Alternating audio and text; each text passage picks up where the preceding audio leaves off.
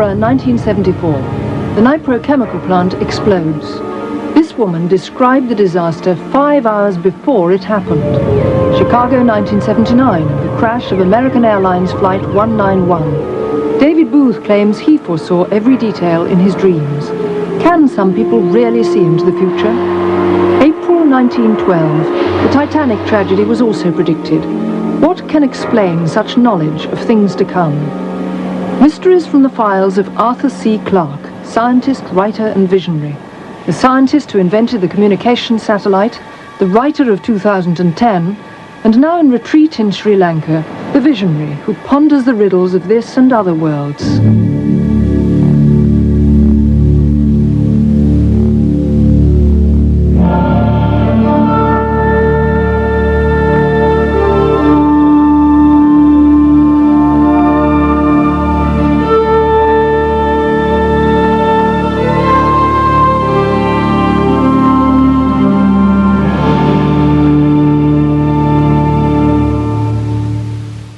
I've never had a premonition, and I rather hope I never do. But they're quite common, and a very good example occurred to a good friend of mine many years ago here in Sri Lanka.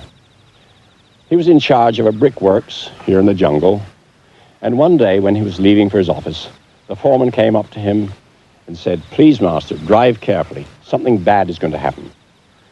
So my friend drove carefully, and nothing bad happened. However, when he got to his office, there was a message, "Please return at once."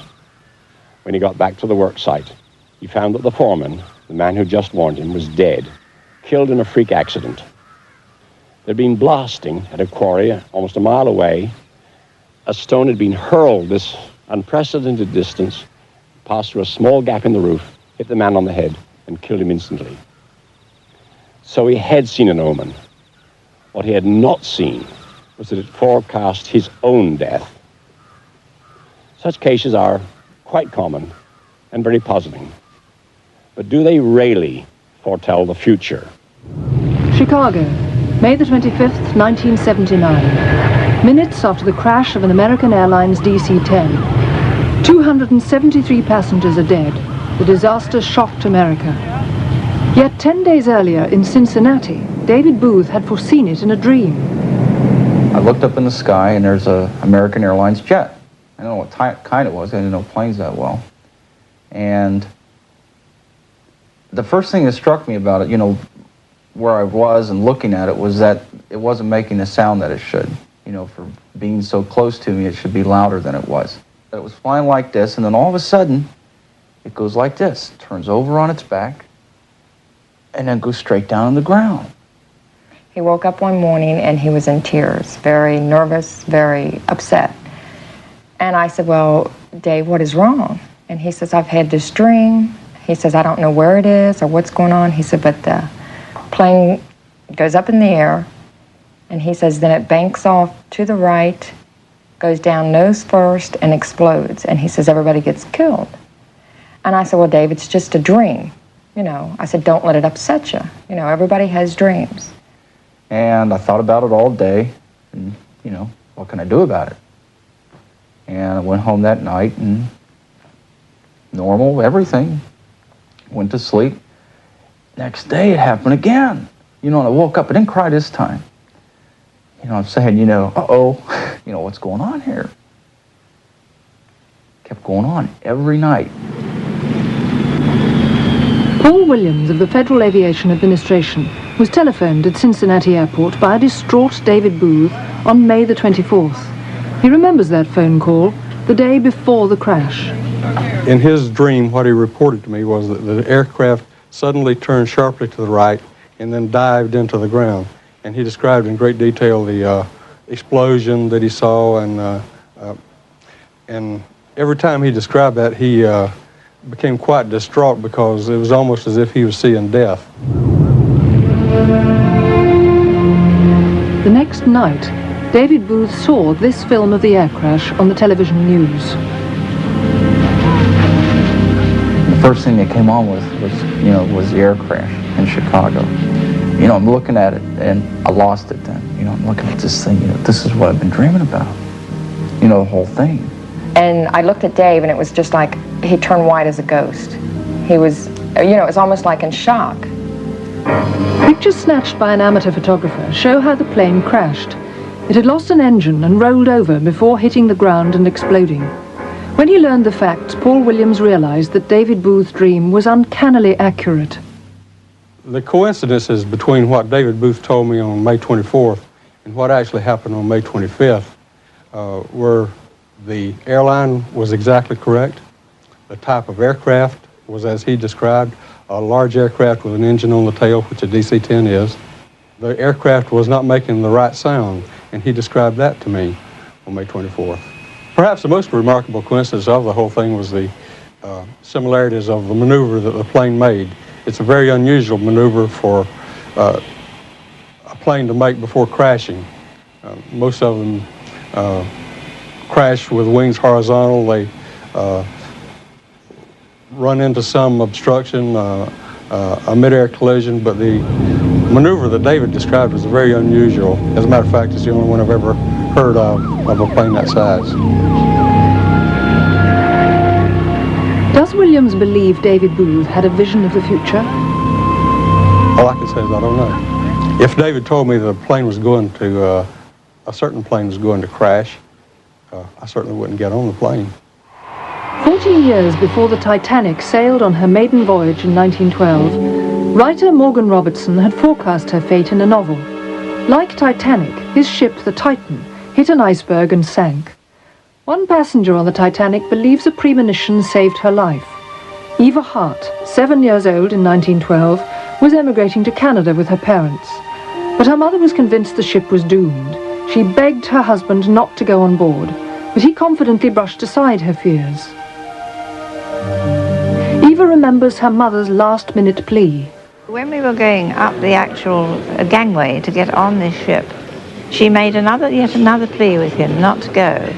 And he was carrying me, he turned and looked at her, and he said, well, this is ridiculous. He said, if you feel as badly as that about it, perhaps you'd better go home to your mother, and I'll go on my own, and you can follow when you see I've got there quite safely. And of course, she wouldn't do this. And so each night she would change her clothes from whatever she'd been wearing for dinner in the evening and get into a warm woolen dress and her shoes and everything and sit down in the cabin to read or to sew or knit and remain wide awake the whole night. And on this particular night, when this dreadful thing happened, she'd got this glass of orange juice on the table by the side of her bunk, and she said it was very full. And so small was this bump, which she always described as being like a train pulling into a station, it didn't even slop the orange juice over the top. And so anyone else would have thought it was just a little thing, it wouldn't matter, but to her, she knew this was the thing that was the end of everything for her. Mrs. Hart woke her husband, who went up to the boat deck. And he came back quite quickly, and he just said to her, you better put this thick coat on, I'll put another one on. And she just looked at him, and he put this coat on her. And do you know, years afterwards, I would say to her sometimes, I can't understand when he came back into the room why you didn't say to him, what is it, what's the matter? You wakened him, you sent him up on deck. And in that lovely calm voice that my mother had, she would say there was nothing to ask him. I didn't have to ask him what it was. I didn't know it was an iceberg, but I knew it was this something. Benjamin Hart went down with the ship, but Eva's mother saved her little girl because she'd been expecting disaster. And if my mother hadn't been sitting up that night, I wouldn't be here now. I owe my life to her premonition. Don't I? American President Abraham Lincoln dreamed he saw his own coffin in the White House. Only days later, in April 1865, assassin John Wilkes Booth gunned him down in a Washington theater. The dream had come tragically true. Another dream of the 1921 Grand National brought happier results. On Grand National Day, in the London Daily Graphic, columnist Hannon Swaffer reported that his friend Dennis Bradley had dreamed the result. Bradley said all the horses would fall except 3. The winner would be wearing tartan colours. Every detail came true. Only 3 horses finished, and winner Sean Spada carried tartan. In most cases, premonition anecdotes cannot be accepted as proof because they're usually told well after the event. Ideally, they should be written down and witnessed beforehand so that there's no possible doubt. And one man, a scientist, has attempted to do exactly that. Peter Fairley collected premonitions of the 1966 Aberfan disaster. Errol May Jones dreamed something black engulfed her school. Hours later, she and her friends died when a coal tip collapsed. Intrigued, Fairley founded the Evening Standard Premonitions Bureau. It had a simple function. That was to take from anybody a telephone call, a letter, whatever it may be, some form of premonition, and to note it down and to put a time and a date to that and a signature from us as independent observers that that was what they said on that day at that time. And that's all that the Bureau did. I had one call from a man who had seen the winner of the Grand National. He was quite convinced that he had dreamed this, and the reason why it made an impact on him was that he had seen the colours of the jockey's blouse and had then checked and found that the horse that was bearing those colours was called Foinaven. And anybody who remembers that particular Grand National remembers that Foinaven was almost the only horse that finished. Watch the incredible pilot.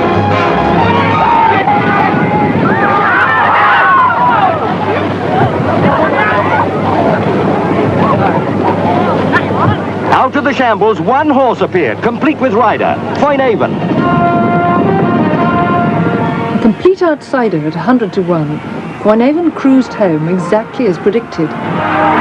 In the course of all these replies that we had, there were some which were really very remarkable indeed. For instance, I've got some here. For instance, this is a woman who predicts that there will be hurricanes in Britain and that they will happen in January. Postmistress Karen Butler sent in the hurricane prediction. It had come to her vividly on the evening of November the 11th, 1967. Thank you. Well, I was sitting one evening reading, and I began mentally to get the impression of very strong winds. There were really dreadful winds, very, very strong. And I could see roofs just disintegrating and flying off. I could see trees and branches crashing down. I could see huts and sheds just flying through the air. And I knew the winds were so strong, I said, it's a gale. No, it's not a gale, it's a hurricane. It's a hurricane. And then I said, oh, the people, the poor people. Well, my husband asked me, did I know where this was going to happen? And I said I thought it was in Britain somewhere, but I didn't know exactly where. Then he asked me, did I know when it was going to happen? I said it would be the middle of the month of January. And on the 15th of January, a hurricane hit Glasgow. The city was devastated. Hurricanes are almost unknown in Britain, and the Premonitions Bureau sadly noted a hit. Now, we did begin to find one or two people who seemed to be scoring well above average regularly. In fact, we sort of called them our stars. And Lorna Middleton was one of them. Now, this is one of her early ones, and as so often happens, it looks rather vague. She says that she's got headaches and symptoms that usually precede earthquakes. But it was 2 days later that a really massive earthquake hit Skopje. Well, I rarely have a headache, perhaps 1 or 2 a year. And what I call my earthquake headache is a sharp pain which comes across the forehead, either to the right, to the left, or left to right. The one I particularly remember was the Yugoslav earthquake, because I predicted that about 48 hours before. And that was sent because I had a sharp pain crossing my head. The problem with all these stars, as we called them, was that the moment that they started to know that we were interested in what they could do and we started to investigate how they did things, it just went. And that, I think, has definitely come through all this to me as a firm conclusion. That if there is such a thing as premonition, it is something which is instantaneous. It is, if you like, a flash of intuition. It doesn't take any time, and if you ask anyone to apply any conscious thought to it, it actually just goes. You might as well pretend it's not there. They are imagining after that. But if they suddenly have it happen to them, it could be. And the other conclusion is that when it happens to you, it is an overpowering sensation. You know that it's going to happen. No matter what it is and how unlikely it is, you know it's going to happen. Sadly, but not surprisingly, many premonitions aren't exactly what they appear to be. We all know how difficult it is to get the facts right, and everyone loves to embroider a good story. Sometimes a careful investigation reveals a very different picture. I can see a little scenario, and it came first in my dreams right after he was elected, and it had to do with a gun, and it had to do with shots all over the place. Professional psychic Tamara Rand made this prediction about President Reagan on American TV. As I initially felt, it might actually be an assassination attempt or a shot to the president. March the 30th, 1981.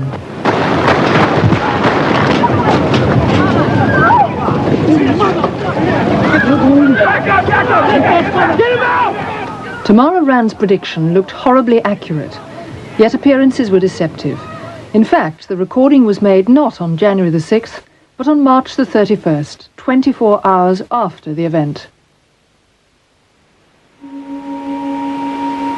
In December 1978, American student Richard Newton predicted 45 people would die in a plane crash on March the 11th. And on the 14th of March, 47 people did die at Qatar in the Persian Gulf. He'd also forecast the plane would have red on its tail, and he was right.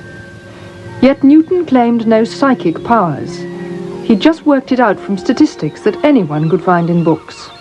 First, he noted that the majority of airlines have some red in their logos. You'll see that more than half have red somewhere in their logos. For instance, American Airlines, Alitalia, TWA, JAL, all have red in their logos. And considering that half of these have red somewhere in their logos, it's a very safe bet to assume that a plane that crashes is going to have red in its logo somewhere. In this book is listed every plane crash for 25 years. I averaged the number of fatalities per crash over that 25-year period and found out that it averaged between 40 and 50. I chose 45, 47 were killed. As far as the time of the year of a crash, I drew this graph. And listed here are the number of crashes, and listed here are the months of the year in which crashes take place. And looking at this graph, you'll notice that March is twice as bad to fly in as May, with an average of about 4.6 crashes per month over that 25-year period. And averaging the month of March crashes here, you'll notice that the second week of March, or the Ides of March, are the worst time of the month in which to fly. So are there any true insights into the future? Most premonitions can undoubtedly be explained by coincidence. Even the most improbable events will occur if you wait long enough.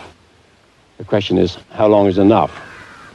Somebody once said that the laws of chance do not merely permit coincidences, they compel them. We've all had examples of this. Perhaps the commonest is when you think of somebody and 5 minutes later they call you up on the telephone. Yet other premonitions may involve something more. They may be subconscious foresight, warnings of some danger that the senses have detected, of which we are not yet fully aware. No other explanation is necessary. Premonitions are warnings from our own minds, not from the future. Yet we should take them seriously, because the dangers of which they speak may be perfectly real. So that's why I have a strange feeling whenever one of my friends tells me a premonition. Something bad may indeed be about to happen.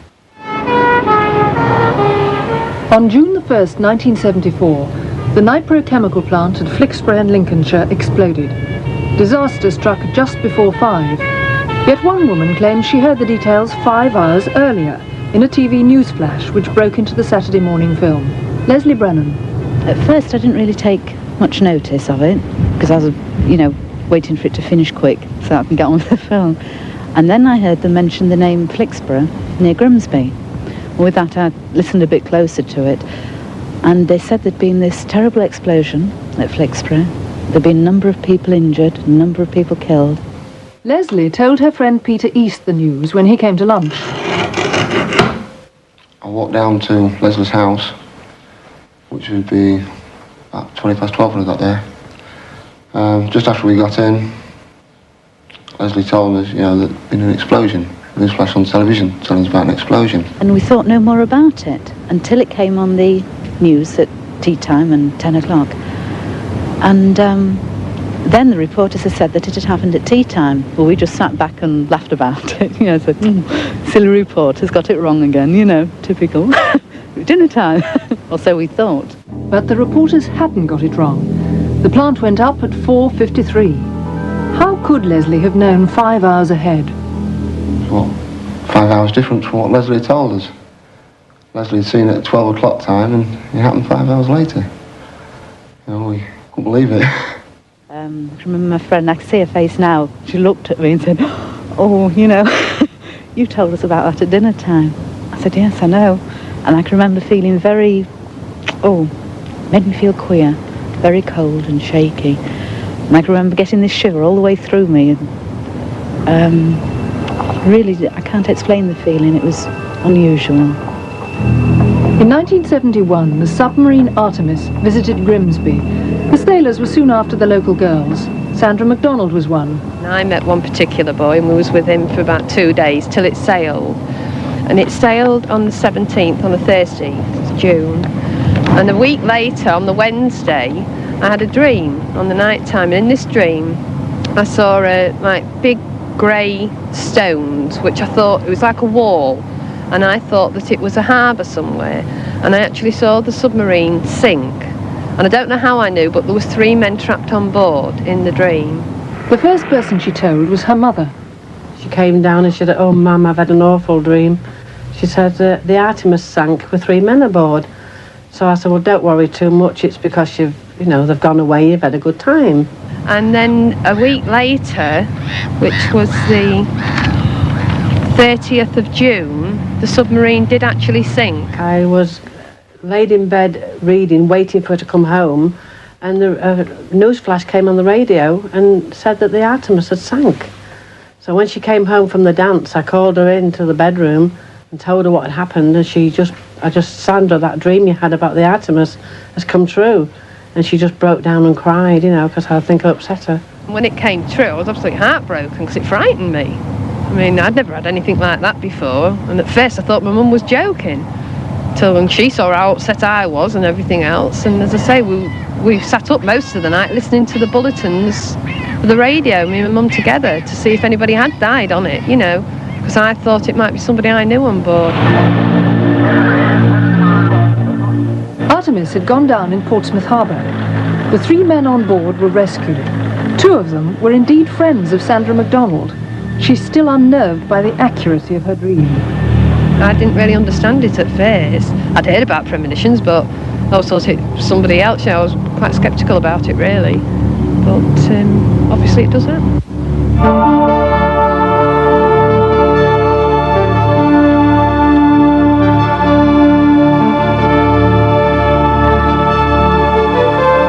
And Arthur's back after the break to look into the strange power of dowsing. Is it a magic trick or a divine gift?